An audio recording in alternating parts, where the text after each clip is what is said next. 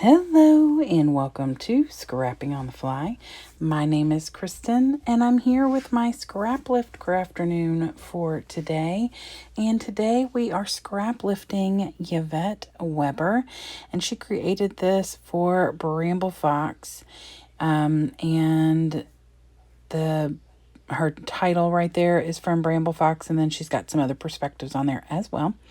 And I am going to bring in some of my Bramble Fox, including the same stencil that she used, and some of my perspectives that I have gotten from some of these are from my Fox box plus that I get every month, and some of them I ordered separate, like those little fishies.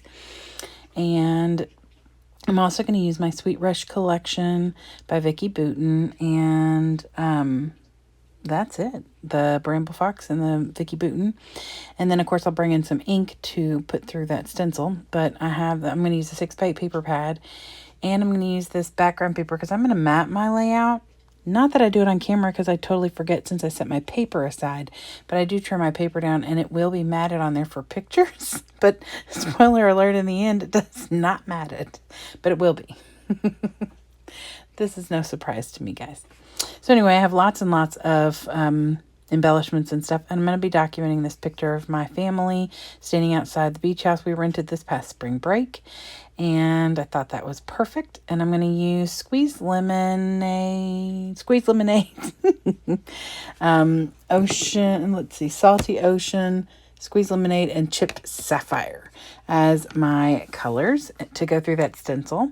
So I've got my perspectives and my stencil. I've got all my Sweet Rush embellishments and fun stuff, my inks, and this picture and this awesome layout. So let's see how this goes. So starting off, I cut this down to an 11.5 by 11.5, and I need to replace the mat on my trimmer. And so it gives it a little bit of a, I call it paper boogers. But I went ahead and distressed the entire 11.5 by 11.5 with my Tim Holtz distressor. And then I'm pretty much going to stick to what Yvette does in her layout in the aspect of using the same stencil, putting things in very similar places, using multiple colors through the stencil. A lot of things are going to be the same. Some things are just going to be a little different. But really, I think I stick pretty close to the sketch in this one. So that's pretty impressive for me. So I wasn't sure what I was doing. When I first started, I was thinking, oh my gosh, this looks terrible. What am I doing? But in the end, you all, I love this layout. So I'm thanking her for this idea because it is so cool. So I start with the squeezed lemonade and I make like an L shape and cover the top and then down the side. And then I'm going to take the salty ocean and make a strip down the opposite side, filling in where it's white. So that's going to give me that yellow and the blue plus a little bit of green in that top corner. So it's really bringing in 4 colors. And then when I'm done filling in the blue, I'm going to take this chipped sapphire and just do the tips to give it that dark center. So when I'm looking at it right here, I'm like, oh my gosh, I hope that I don't pull this off and it looks absolutely ridiculous because it's not looking great right now.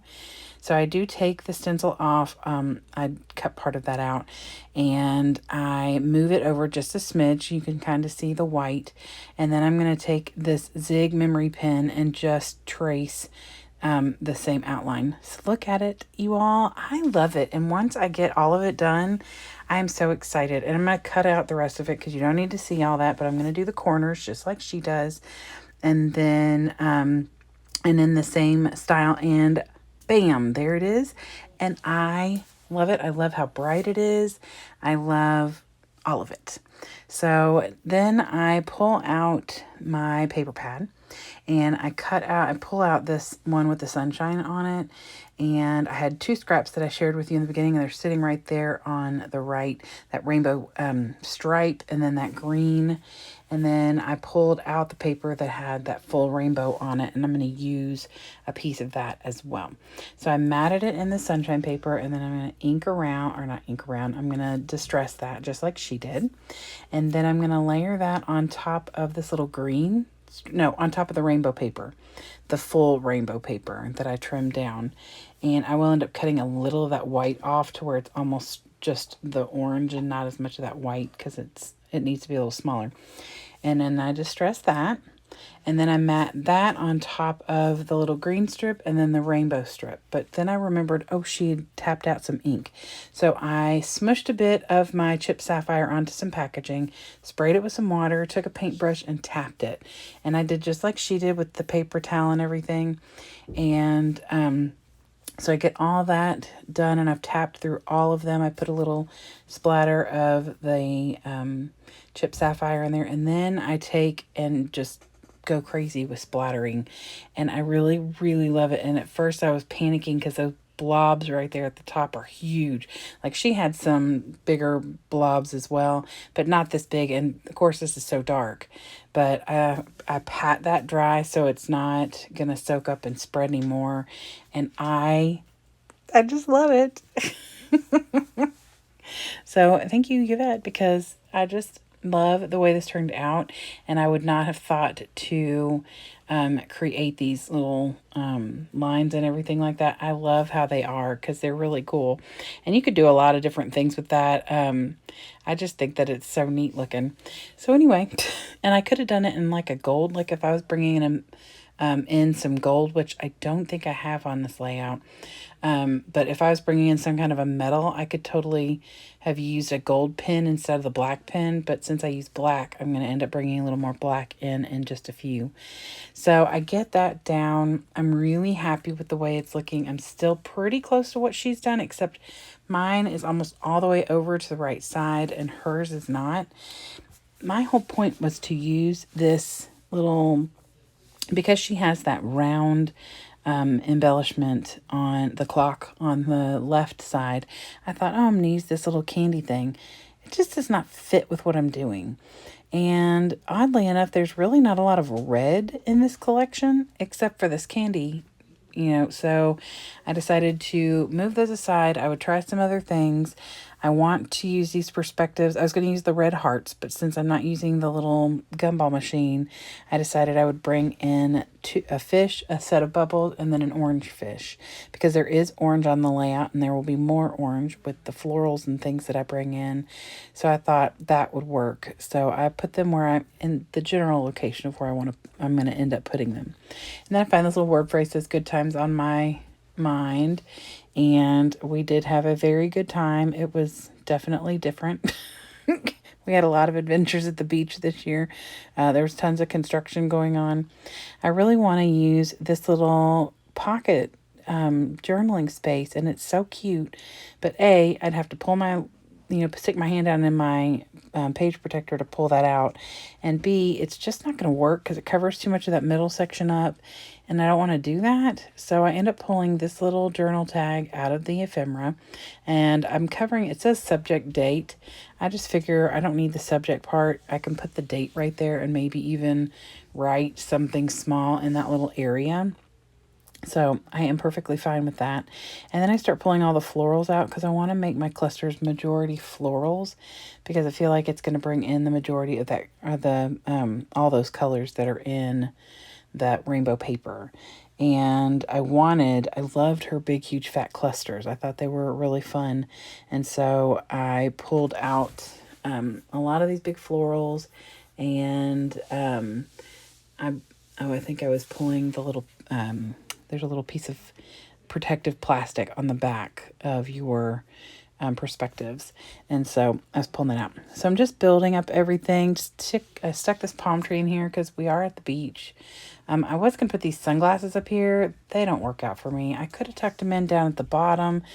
They just weren't working. I didn't like the, I just didn't like them. But I do want to put these butterflies on here. I looked at some butterflies earlier, but they were way too big. But then I found this smaller one. So I'm going to put this one here. And then I am going to bring in at least one more butterfly. And she has butterflies, I think, in all her clusters. But I'm bringing in fish down at the bottom. So I felt like if I put a butterfly down there with the fish, that might be weird. So I didn't. Okay, so I am working on my upper cluster, and just trying to get it all fixed to where I like it. I do add a cloud in there, which I love. I think that that gives it a little, it makes each of the clusters a little bit different. And I like that. Looking now, maybe I should have put the bubbles at the top and the fish at the bottom, but I really was trying to break the orange fish on the right and the orange fish on the left up. And so I'm perfectly fine with the way it is. But, you always look at things differently after you're done.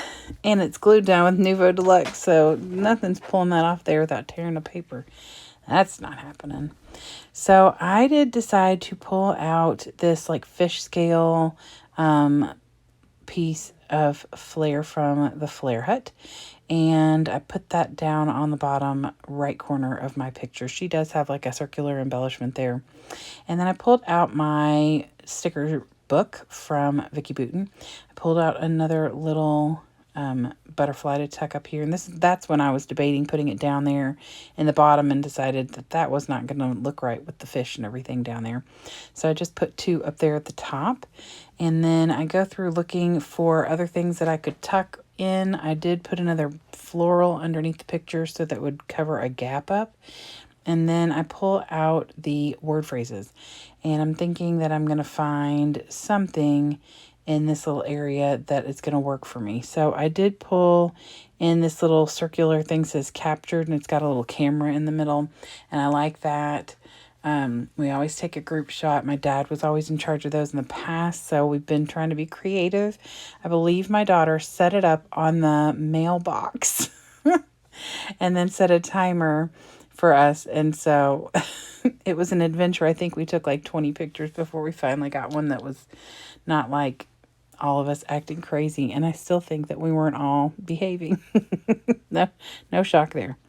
So I get all of that down. I've used Nouveau Deluxe adhesive to get all of my ephemera and everything attached. And here is Yvette's layout again. If you all have not heard of Bramble Fox or checked out their stuff, you should definitely do that. They have some amazing products. And if you have not checked out the Flare Hut, you should definitely do that because they also have amazing products. And I will be using lots of Flare from the Flare Hut coming up. I've always used it, but I have a new stash of fabulousness, and so it is even easier for me to use on my layouts. And that's about it. So I hope you will go to Yvette's channel. She has got some wonderful layouts. This video was really cool to watch, and I am so glad that one of the ladies in our group brought it to us. And I hope that you'll go down below and hop along and watch the videos of all the ladies who are participating today. I'm not sure who all is doing it, but you will find them down there. And I hope you all have a fantastic day. Happy scrapping!